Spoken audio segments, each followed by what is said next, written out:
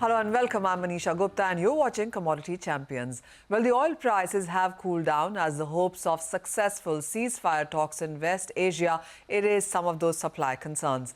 The prices of crude oil, gasoline and heating oil have declined by 5 to 6% in matter of a week. Another factor that is weighing on oil prices is the weak China economic data, which has fueled concerns over the demand from that country. Meanwhile, the metal prices have witnessed a rebound as fears of recession in the US have receded and traders are hopeful of US Fed rate cut this year. Well, the copper prices surged on the back of a strike at a Escondida copper mine in Chile. The 6-day strike has ended with BHP negotiating a deal. However, that could set the tone for upcoming negotiations elsewhere, with workers now emboldened by higher copper prices to push for a larger share of profits. To discuss this and much more, I am now joined by Ole Hansen, Head of Commodity Strategy at Saxo Bank. Ole, hi, let's start with metals first. And the months of June and July were not so great. We ended these months in negative for many of those metals. For the month of August, well, the last week, 10 days have been in the positive right now. How are you looking at, one, the demand from China, which continues to be quite uneven? Actually, all the data that you see in the last couple of days coming from China has been on the weaker side. Let's start with that. Well, good afternoon, Manisha. Yes, absolutely. We went through this quite a steep correction in the past few months. The recession worries that grew in the US last month, which is now abated, also helped drive that process of weaker prices due to demand fears. But what we're seeing now, and basically after this deleveraging or momentum crash that we had at the start of the month, where a lot of speculative interest was reduced in the market, including commodities, we're seeing a small rebound here. And I think that's basically signaling potentially a low point in some of these industrial metals. We've seen a strong bounce both in copper and aluminium. And as you highlighted, this strike action in Chile probably helped support the rally last week. But with that now resolved, we're still seeing copper prices being underpinned. And that's also due to, I think, simply because the traders have been cutting their exposure to a level where this new momentum is attracting fresh demand. Also, we're seeing a small reduction in inventory levels in China of copper last week. And that's also helping to improve the sentiment slightly. So big question right now, whether we have priced in most of this weakness that we've seen recently in China. So at these current levels where we are off the lows, do you see these as buying opportunities into the market? And what would you want to watch out for? I mean, for this week, Jackson Hole meeting is going to be the most important thing. September would bring rate cuts from US Fed and various perhaps other global central banks as well. With the dollar index also trading at around 7-month lows, how much of support do you see all of that bring in case of metal prices? Well, the weaker dollar is most certainly helpful. We've seen that as well in the last couple of days. Dollar, as you say, trading at the lowest point of this year. And Jackson Hole critical as well, because we do expect by now that Jay Powell will signal the beginning of the rate cut cycle starting next month. And that will bring down the cost of holding commodities, the funding cost in general, and potentially also add some support to the market. So Jackson Hole is critical. The investor interest, as you mentioned, I think it is a good level now to start looking at it once again. As I mentioned, if you look at high-grade copper in New York, the speculative net long has collapsed by 90% up until last week. And that basically means there's a lot of fresh room in the market if we see this momentum continue. So with that in mind, a signaling of a rate cut, and potentially, as I said, the worst being priced into China, then we could see a rebound from here. So how much of a rebound are we anticipating, Ole? I mean, if I was to buy copper, aluminum, and even perhaps zinc, we've seen good gains come into that one as well. How much of an upside are you anticipating from here? So what is your risk and what is your reward? The upside is not as great as the one we saw back earlier this year, where we had this AI craze, data center-driven demand for copper in anticipation of a spike in demand. we have to remember that commodities are spot traded products. You cannot buy a commodity in the assumption that demand will be very strong next year. It has to be strong right now. And that basically means that for now, it's mostly, I'd say, positioning being readjusted to accumulate some positioning. But the fundamental outlook is ultimately what drives the market higher towards, I believe, what will be a new record high next year. But in the short term, we need to see China stabilize even more. We need to see inventory start to come down. So I see a move higher, but nothing to the point that to the extent that we saw earlier this year. So this is more of a slow-moving train while we wait for the fundamentals to balance itself out and start to add some additional support. But you wouldn't advise shorting metals at these levels? Come again? You wouldn't advise shorting metals, going short on metals at these levels? No, I think we've seen most of the shorting or the selling in terms of the market responding to the negative news out of China, and also briefly the risk of recession in the U.S. having an impact. So I think with that in mind, we probably I think we've seen the low point at this stage. All right, that point is well taken. Well, that's about metals clearly. But what is your sense on the crude oil prices? Because ceasefire talks and the Russia-Ukraine escalation, I mean, it's an everyday thing, really. And then the weakness in US dollar, the Chinese demand is another thing, really. All of these factors, do you see them putting further pressure in crude oil prices? For now, probably not, but there are some concerns about this overhang of supply that OPEC would desperately like to put back into the market, whether the market can actually cope with that additional supply. So I think at this point, the short-term focus is really on whether OPEC abandoned their plans to increase production from October. I think that's probably what we're going to end up with. While we see this, the demand outlook being a little bit challenged as it is right now, especially in China, where we probably will see peak oil this year. Sure, countries like India will continue to see increase, and that will take up some of the slack from there. But at this point in time, there's no room for OPEC increasing production, and that's weighing somewhat on the market. And as you mentioned, the geopolitical risk tends to come and go. Right now, we are potentially getting closer to a solution, and that has also been weighing on prices. But for now, there seems to be a floor in the Brent crude around the $75 level. But anyone looking at a chart is also looking at a price that's been going sideways now for more than a year and a half. And we will eventually see a break of that. And as things stand right now, the biggest risk is probably that we break to the downside. And what's your sense with the U.S. elections coming in for the month of November? How much of an impact of that do you see on crude oil? Probably not so much in the short to medium term, simply because producers do what they do best, and that is produce, and they have become much better in preserving cash in recent years. So we're not going to see if it was a Trump win, I don't think we're going to see a gun-ho blazing going into the market, seeing a strong rebound in production. It looks like production has been plateauing this year, and it is struggling.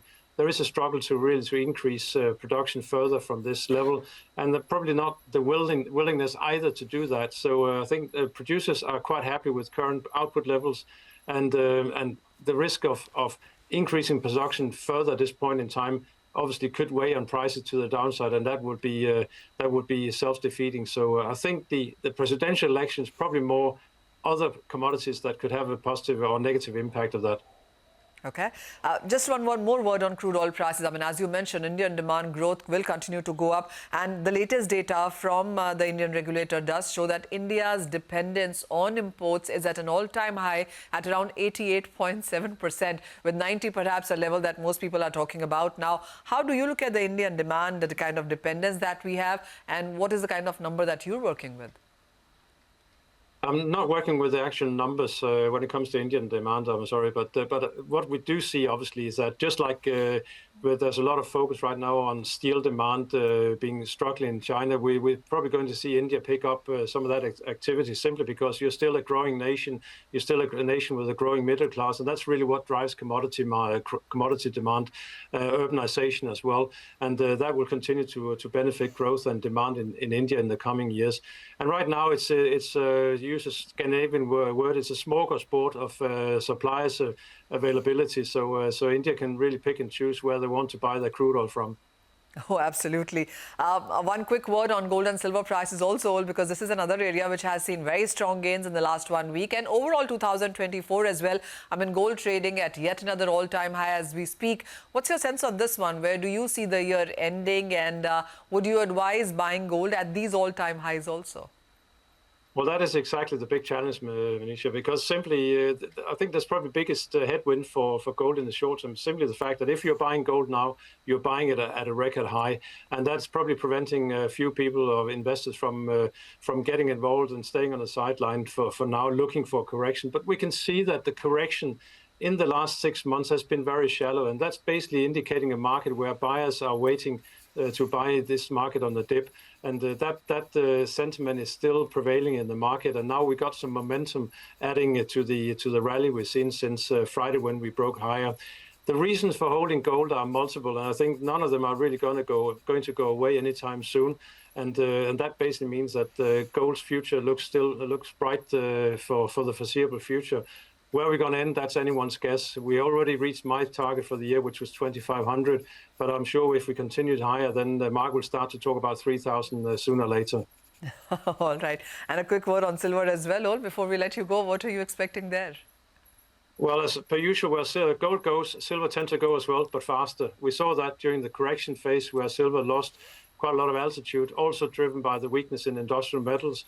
But if we have a combination of gold finding support here, holding on to its gains, the industrial metals sector stabilizing and moving higher, and the weaker dollar, then we are likely to see silver sooner or later reach back to the record highs, or not the record highs, but the highs we had back in March or April, May time. So I think with that in mind, silver, we also seen this week, the silver is actually outperforming gold once again as the market moves higher. So we still like silver. All right. So what are the targets for this year end? 30, 32, higher than that? Higher than that, based on the assumption that gold holds these levels and the ratio between gold and silver continues to come back down towards the levels we saw earlier this year. So potentially up towards the 34, 35 level. All right. So very, very bullish on gold and silver, but buying opportunities coming in for metals as well. And the crude oil prices, of course, can continue to trade sideways. Of course, will depend on what all we see and hear in sense of events and data. Ole, as always, thank you so much for joining us and making sense of all that's happening in global commodities there. With that, we are heading into a short break. But coming up, the gold prices have hit all-time highs above 2,500 an ounce. We speak to Philip Newman of Metal Focus when we return.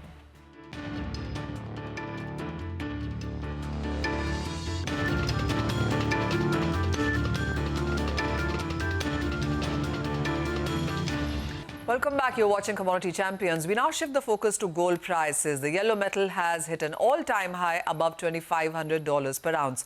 This is on the back of strong safe haven demand. But here's what we need to watch for in coming days. A likely ceasefire in the Israel-Hamas conflict could diminish gold's safe haven appeal.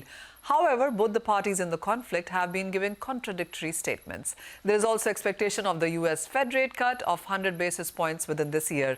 All eyes are also on the FOMC meeting minutes, which is slated held next month. Also, analysts expect the metal to hit $3,000 per ounce in the next year. Joining me now to discuss this is Philip Newman. He's Managing Director of Metal Focus. Philip, hi, thank you so much for joining us. Well, there's plenty happening into the markets. Would you say that all-time high of 2,500 an ounce, whether it's about geopolitical tensions, Fed rate cut, all of that has been priced in already? I think that's really quite fair to say. Obviously, we've got the rate decision is imminent. It seems at the moment, at least, pretty nailed on. We will have that rate cut. I think that has been priced in, such as the level of probability of having rates coming down in the US. And of course, as you pointed out as well, in terms of the geopolitical situation, heightened tensions, especially in the Middle East. So I think those are two, I think, of the pivotal factors that are very much sort of behind the price that we see at the moment.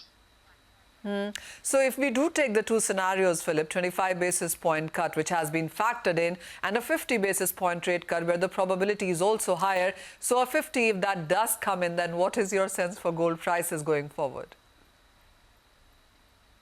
Well, that'd be really interesting. I think aligned to that, of course, will be the language that is around the rate cuts, and what does that mean for the coming months and also for next year.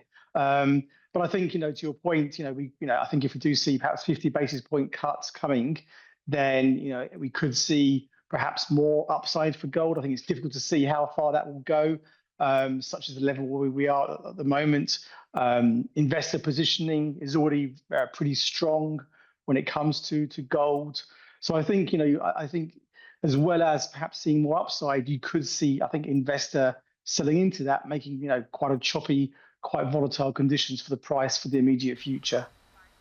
Oh, well, absolutely. So with 20% of gains already that we've seen in case of gold, Philip, what's your sense on prices then? The best case scenario and then not the best case scenario. How would you look at the gold prices ranging now for the rest of this year? Well, as I said, I think, there are still, in spite of the fact that I think investor positioning towards gold is pretty strong at the moment, quite extended levels. I would still suggest that there is still some money on the sidelines. We are seeing the price, I think, in a very credible level. So I do think there is still room for some short-term profit taking. How low gold will come off, I think it's a difficult one to call, but I think the lows are equally well defended. But having said that, we are in some uncharted territory. Could we have gold in the immediate future fall by I don't know, over $100 or so? I think this is possible, but at the same time, we're still quite bullish on the price, and I think as investors see that, then that would, I think, present a very strong buying opportunity. And then as we move through this year, not only as investors, but as other investors in the market, other interested parties get used to these prices, they become buyers at some of these levels, and that does have the propensity to drive the price higher. So even though, as you pointed out, we've already seen gold hit a record high in dollar terms, I think new highs could certainly be on the horizon, be it this year or into next year. But I think the really key point is it certainly won't be a straight line up. It will be quite volatile. But as I said, I think the lows will equally be very well defended. All right. Volatile, but more higher highs in gold is what you're saying. So, when we are trading at an all-time high, where would you see the new demand come in from? Because the ETF buying almost did not happen in the last year and a half. Investor demand was strong. Jewelry demand in India and various other countries has been on the stronger side as well. So where do you see the new demand come in? That's a very good question. Well, I think just to turn that question around slightly, Manisha, we are at these levels, as you would expect, seeing higher levels of recycling in some markets, certainly not on a global basis, but in some markets we are seeing that. So that's something to bear in mind as well. I think the other interesting one is from a central bank perspective. You would have seen the data that the World Gold Council published a short while ago for Q2. That showed quite a meaningful slowdown in the second quarter of this year. But we have to bear in mind that the first quarter was exceptionally strong. And in fact, for the first half as a whole, my understanding is that was a record high for a 6-month period. So I think it will be interesting to see how reserve managers adjust to these prices and start coming back into the market. We feel that they will return as a community as we go through the second half of this year. Our forecast for the full year is around the 800-ton level on a net basis. And yes, that's down on what we saw in 22 and 23, but if we take a step back, that is still a very chunky figure. So in our view, the central bank community will be providing that support to the market. I think when it comes to the coin and bar area, already this year, we've seen very different trends between sort of South and East Asia on the one hand and Western markets on the other. The latter, there's been a lot of liquidations. Net purchases have been exceptionally weak. And you contrast that with the likes of, say, India and China that have been performing, pretty well. So you are seeing those contrasting trends. So I think as we go through this year, I would suspect that we will see the Asian markets to some degree coming in and providing some support to the price. All right. So as you mentioned, India, and with the Indian festival season upon us and the wedding season not too far away, how are you looking at the Indian demand? I'm sure the duty cut of 9% will give a lot of support in buying. But what's your sense? I mean, are you working with the number? I think that's, absolutely pivotal to that. And I think that the timing, well, I think from a gold market perspective, I don't think they could have timed it any better, if I may say. So I think that is certainly providing some support. Even at these prices, my sense from my colleagues in Mumbai is that there is that optimism out there for the coming season. Of course, we'll have to see how the monsoon behaves as well. But again, speaking to my colleagues out there, I think there is that level of optimism for the coming months. A final question then, Ole, and how would you look at the US elections in the month of November? Do you see that also as a gold bullish? Well, of course, with the change, Kamala Harris coming in now, all bets are off in terms of how that will play out. Even just a month ago, the probability was so high that Trump was going to win. What did that mean in terms of perhaps the return of some global instability? So again, all bets are off there. How that will play out. So I think for the time being, I would suggest that isn't perhaps the focus of the market. We'll see how, once we get past the Democrat convention, then the next debate between the two presidential candidates, whether that will offer some clarity. But I think for now, it's very much, as you just said, bring it all the way back to your first point, which I think really hit the nail on the head. It's all about rates in the US and about geopolitics. All right, that point is well taken. Philip, thank you so much for joining us. Well, the bullishness in gold and silver just might about continue. And when it comes to gold, there are way too many factors, as our experts have been telling us, that would tell you not to go short on precious metals, but hold your portfolios on the longer side. But with that, it's a wrap on this edition of Commodity Champion. Thank you for watching.